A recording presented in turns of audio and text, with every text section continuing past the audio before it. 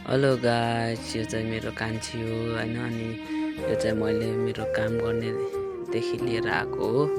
अनि यो चाहिँ सानै छ, नानी नै छ। अनि यसको खुट्टामा चाहिँ उतापट्टिको खुट्टामा घाउ छ हैन। अनि अलिअलि हिँड्नु सक्छ, हिँड्नु चाहिँ, तर यो नानी नै छ।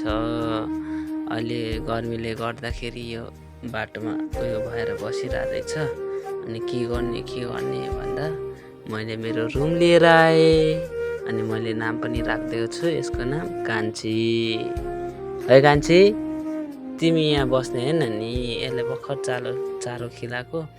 अब यो सुत्नु जान्छ। आऊ यहाँ, यहाँ पस, यहाँ हातमा औलामा रामरी। अब यो सुत्नु जान्छ। त्यो ब्याकग्राउन्डको मेरो ओढ्ने हो, लुगातिर नजाउँ है। अब यो सिधा यहाँ सुत्नु जान्छ। यसको सुत्ने ठाउँ चाहिँ यो घर एकदम सँगले हैन। तिम्रो डाइनोसर हेर त हो।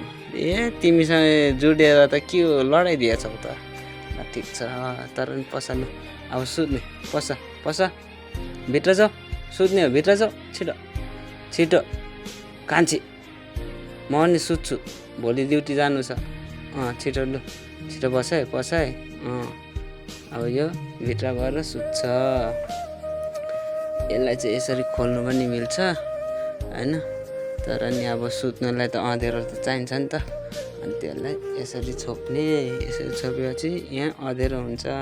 नत्र यसले यसरी पनि गर्ने हो। जाऊ भित्र। आफै भित्र जान्छ, यो सुत्छ। अनि बिहान भोक लाग्यो भने चाहिँ बाहिर आउँछ है। Okay, good night, bye bye, see you tomorrow. है कान्छी।